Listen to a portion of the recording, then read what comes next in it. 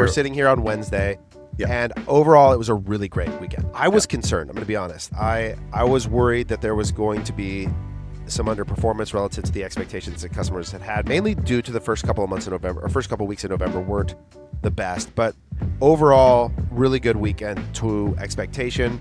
Some stats: we were plus 7% on total revenue, plus 10% on new customer revenue, always a good sign, plus 4% on returning revenue, plus 13% on contribution margin, and 0.04% to total spend. So what I'll say is that just continues to be a testament. Our teams worked their butts off this weekend, man. In Slack, like grinding every hour, using our hourly tracker, making sure that we are doing the thing that we said we're going to do. And so you see the spend being within, let's see, 0.04% on tens of millions of dollars is amazing. All right, quick thing before we jump in. Andromeda. Everyone in D2C is telling you that you need more diverse creative. Well, here's something that can actually help you do that. Motion's new AI tagging feature automatically watches, analyzes, and categorizes every ad in your account. This helps you see your creative how Meta's AI sees it. This ensures that you can quickly determine which messaging angles and visual formats to lean into next. Start your free trial now at motionapp.com. All right, folks, welcome to the E-commerce Playbook Podcast. I'm your host, Richard Gaffin, Director of Digital Product Strategy here at Common Thread Collective. And I'm joined today, he's coming to us live with his brand new John Madden, Tony Romo headset. Yep. From the booth, Mr. Taylor Holiday checking in with us. Taylor, what's going on, man? I'm just not built for a static mic, Richard. I'm not built for it. So I don't have the body control. So we're going full Tony Romo headset to try and improve audio quality. That's right. We've multiple times been down this path. I think this is going to be the solution. I got my wires wired up here into multiple devices.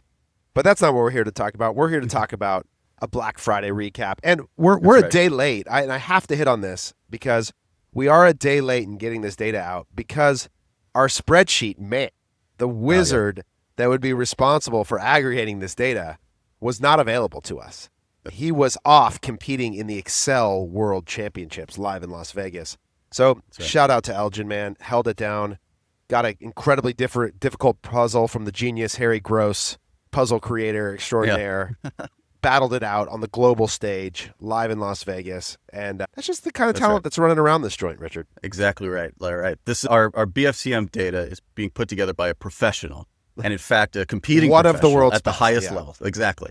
Yeah. It was a fascinating stream to watch just because I don't know anything about the Excel community at large and the things people were getting roasted about and the things people were cheering for. Yeah, I got to say, I didn't So just remember, if you're out there building a spreadsheet today, you are a hobbyist, and there are professionals.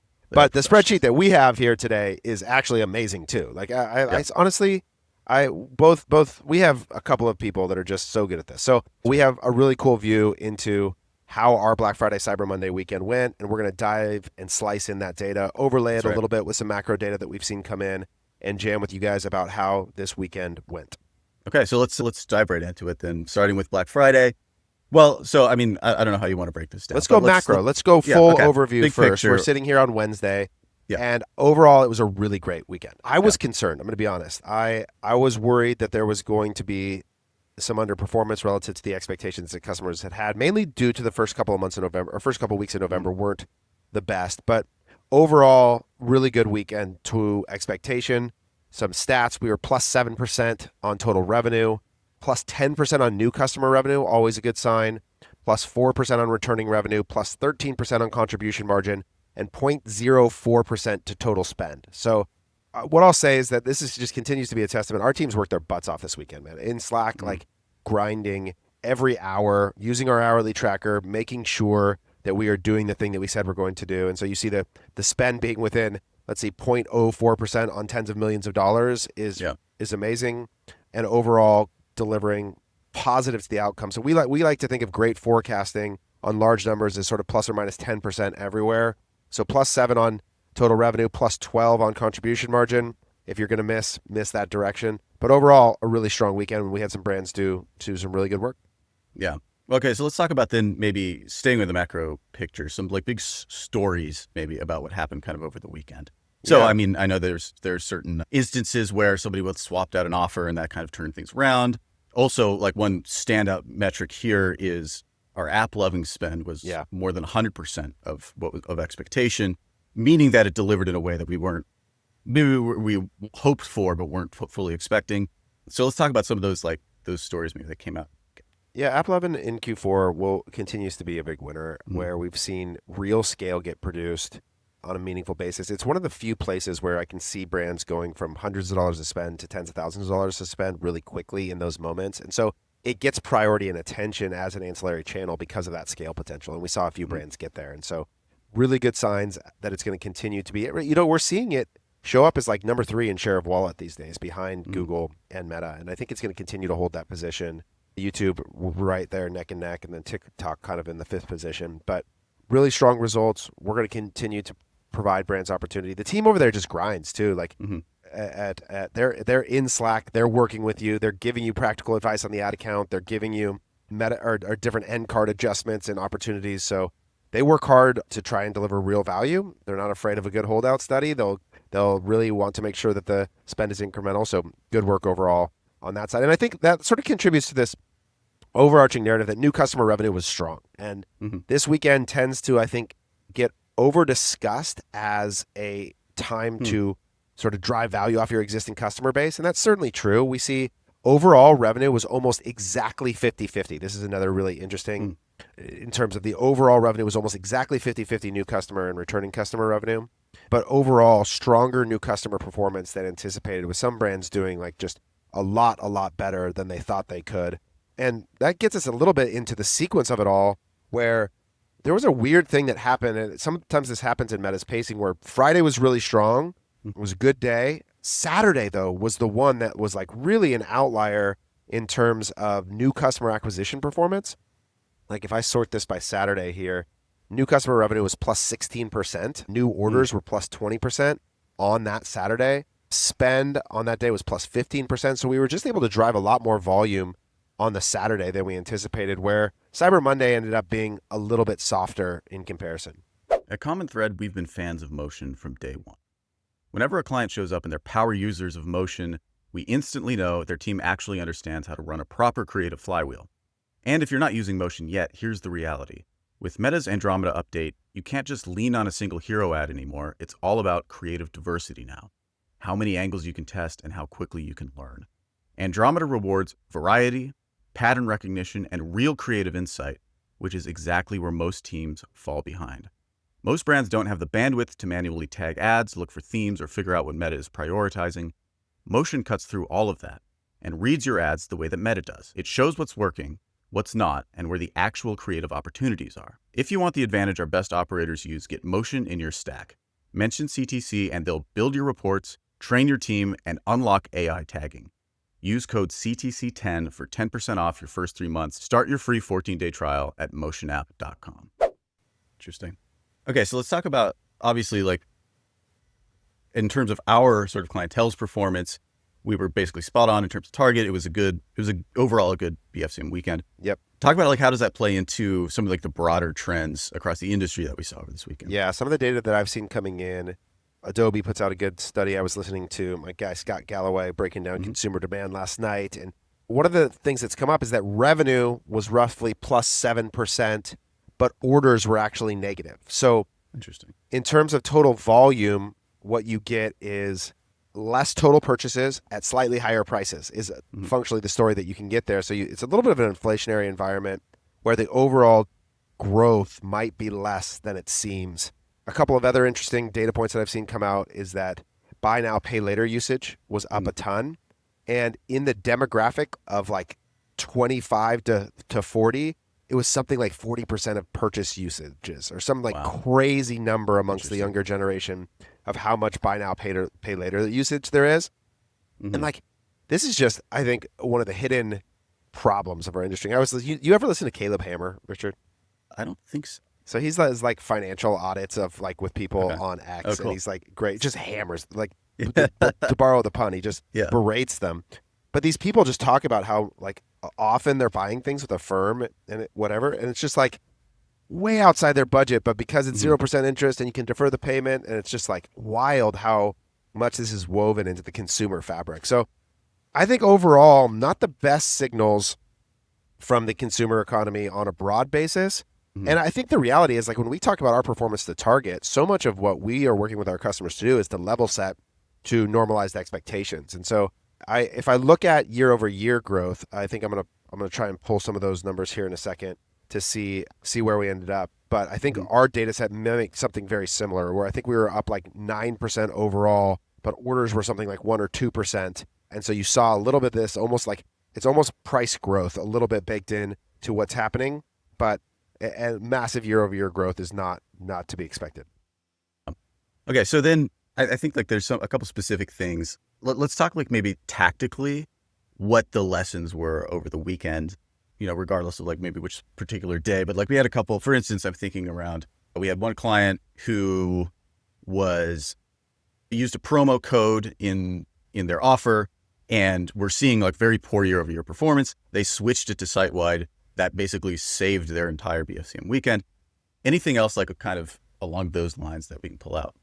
Yeah, so I think this is really the key, is that one of the things going into this weekend, and this is one of the things I notice very distinctly between the cultures of the different organizations that we work with, is that there are groups for whom the completion of the work is a task that has to be done, where, in other words, they build and plan their event, they do their design work, they submit it, and then it's sort of like what will be.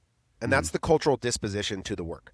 And sometimes that can be effective, and they tend to plan more, they tend to be further out in front, but they're also far less adaptive, to where if you were to say, hey, Saturday we're changing the sale, that just would be like culturally an impossibility. Like that would not, because of the way things work. And then alternatively, there's people who view the work as a mechanism to an outcome.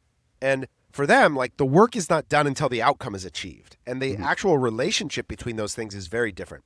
And these are real cultural distinctions between the organizations we work with.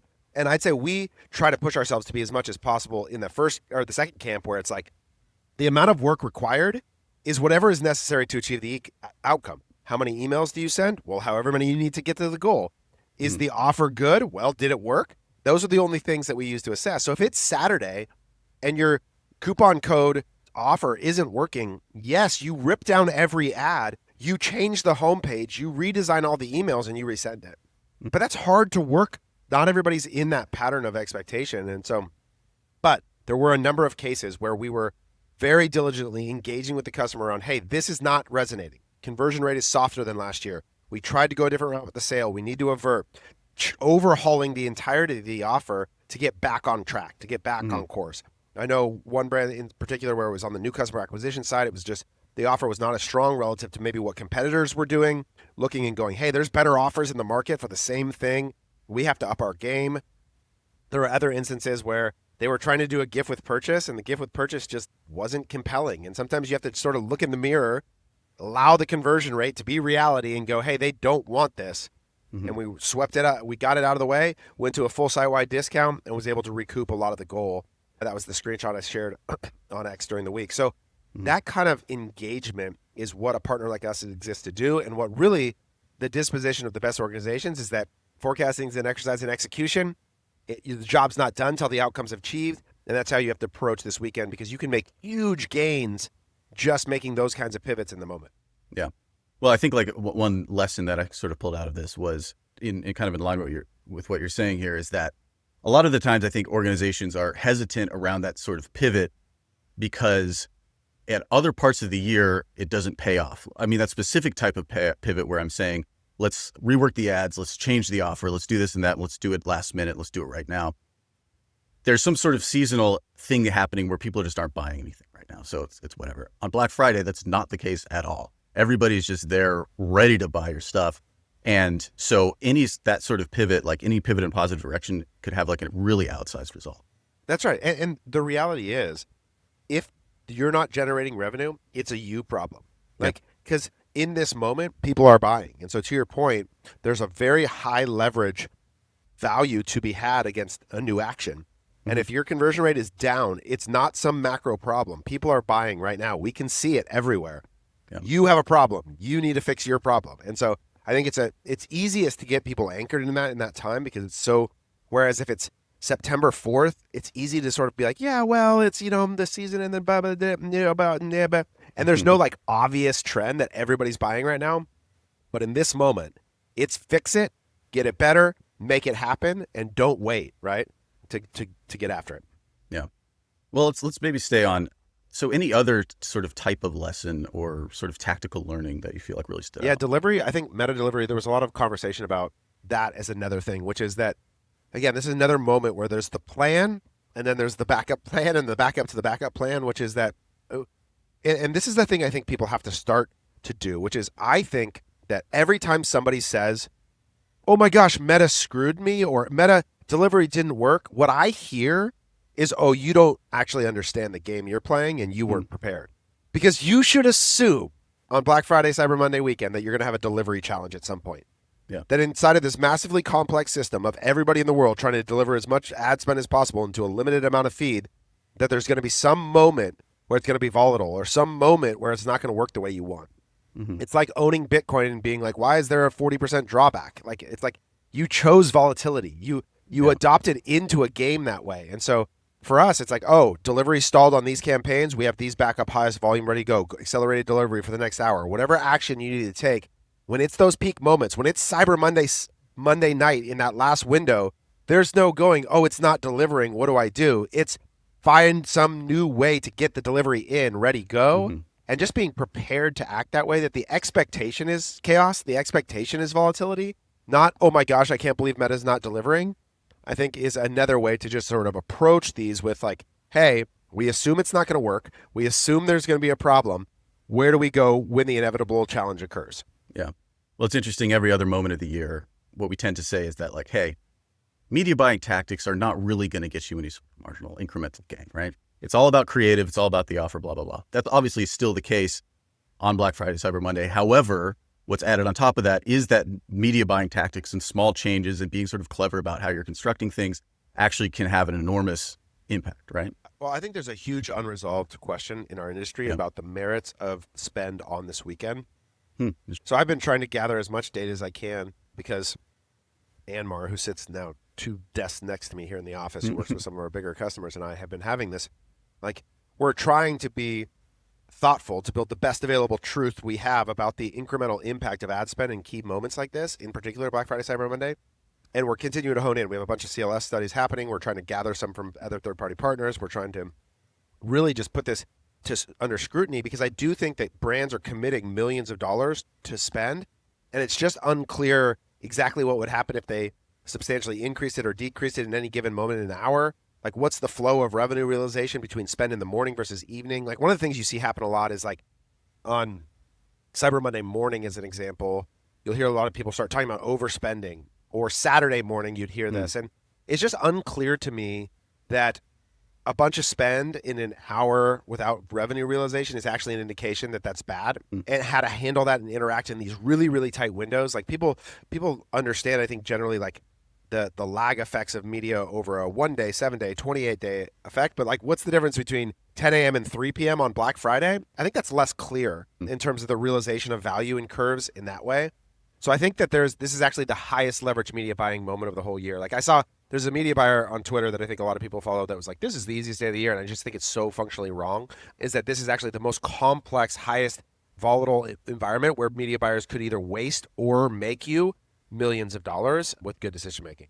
Yeah. I mean, I know we had an instance, like, I think this was on Saturday, right? Where there was like a weird spike in spend in the morning.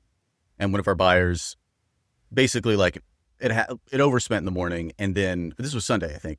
And then by the end of the day, by midnight, she had essentially fixed it by working all day and taking basically like a laundry list, essay length number of actions to get spend exactly where it needed to be. So it's like, in other words, not the easiest day by any means. Right. Yeah, very complex. You have huge budgets. And so like, if you do encounter any of these errors, like over delivery or under delivery, you end up off course a lot, right? And so I think that then what you need to do to bring back that into correct position is really challenging. And so it requires discipline and maintenance and attention and presence. And, you know, I posted a picture of our team. We had a lot of people out in Dubai. Yeah. And Dubai is 12 hours ahead, right? So you can imagine, like, Cyber Monday, really the action starts at noon PST. That's midnight in Dubai. And so they were up all night, and there was this picture of them sort of all just like collapsed on the couch the next day with a bunch of pizza boxes laid out. And it was like, that's the reality of being a media buyer on these days. It's high leverage. It matters. Your clients expect attention to detail. They want constant communication. They want to know you're there. And your job is to sort of ride the reins of the spend and make sure that it makes it home safely. Yeah. Okay, let's get back to the numbers here. I guess, anything else that was particularly kind of stood out or was sort of an outlier here, or anything about 2025 that felt substantially different from previous years? Yeah, I think to me, Cyber Monday was the one that I was like, and I'm going to have to dive in a little bit more, where generally speaking, it is as good, if not better, than Black Friday in many cases, but looking like returning customer revenue was -1 to target. It seemed like we had exhausted that a little bit. Total spend was softer, -5% to target. Meta in particular was behind. So it just looked like there was places where Monday just didn't have the yield that it had in previous. I think overall we were like right on target. So plus 0.07 to target on Monday, but every other day was a beat to expectation. So a little bit of the distribution, I think, was different than maybe we had initially thought. So that was something where it seemed to be like, let me look at Saturday compared to Monday real fast. So Saturday, total rev, there, Monday. Yeah, Monday was still bigger, but not quite. Usually it's almost twice as large. Looks like it was like closer to 60% bigger this year. So maybe a little bit more distribution across the weekend was just interesting as a primary notice for me. Yeah. All right. Well, anything else you want to hit on this? So if we take this sentiment that growth is a byproduct of AOV and inflation and pricing increase, substantial increase in buy now, pay later, I do think we continue to have this weird, and this is like a cultural behavioral norm that goes all the way into however you view the federal government spending, which is that the consumer clearly appears to be committed to spending, maybe absent and beyond the actual underlying health of their financial reality. And I do wonder, as we sit in this sort of like weird semi-frothy state still with all the AI expectations, et cetera, the tariff thing still being unclear to me how this comes to roost. I know I can be dispositionally a little bit of a doomer, and that's not a cool thing to be, but something feels off a little bit about the amount of spending given the surrounding environment. And the buy now, pay later thing is just, I just don't like that. I don't like it as a mechanism in our lives. Every time I use it, I feel like I'm punishing my future self. That's what it feels like to me every time I click it. And I don't click it very often, Richard, for the Of course. No, it's definitely, it seems like a sort of a very specific example of this sort of broader trend that we've been seeing of I mean, generally like credit card debt going up. This has been happening since like last year around this time. Just generally speaking, people behaving as if they are in better economic circumstances than they actually are. That's right. And that feels like there's something about us dispositionally as a people in the United States that is this like, it's almost entitlement to a lifestyle that might be beyond the means that we presently have. And there's just something there that I think is concerning to me. And I listen to these conversations again. I'm going back to this stupid just because I had to drop my kids off to football practice. And so I went to the driving range last night and I just listened to random podcasts while I'm there. And I was listening to these people. And there's just like, it's like a delusion that like, oh, it's fine. We'll just keep accruing this debt and keep buying things. And we have to have this specific betting. And of course we have to go to Disneyland. And of course we have to. And so what it feels like is, and look, the advertising industry is a big mechanism for propping up this desire and need. So don't get me wrong. I think it's really powerful, but it feels like there's a layer brewing that doesn't feel sustainable in this consumer economy. Interesting. All right. Well, so I mean, I think that's maybe a good overall recap of what happened. Is like, we did pretty well. It was a pretty good Black Friday, but there are some signs that should cause us to worry a little bit over the upcoming year, or just drive home the point that like the fundamentals are still what matter, and making short-term decisions that play into a long-term outcome and all those sorts of things that we've been harping on are more important than it. Another fun fact I heard, 900% increase in traffic from LLMs year over year. So that continued shopping trend of just engagement via Chat. I know. Did you do much shopping through ChatGPT? Do you use it at all? Not really. But I will say, like, just anecdotally, I'll get a lot of people coming to us, like, say for our admission program, that found us on ChatGPT. Yeah. So it is that's really kicked up in the last probably like 6 months, I would say. Yeah, for sure. I just think that I know I do, and I was having this debate with Shireen online. I use it for everything, everything for shopping. So I find the experience to be pretty good. So that's another thing to keep it at it. Something to keep in mind. All right, cool.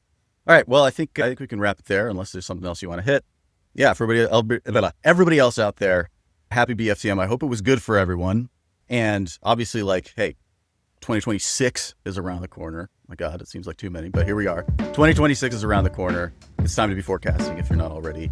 Come check us out, commonthreadco.com, hit the Hire Us button. Let us know that you're interested in making a plan for 2026 that is going to account for long-term outcomes, and we would love to work with you. All right, I think that's going to do it for us. Take care, folks, and we'll see you next time.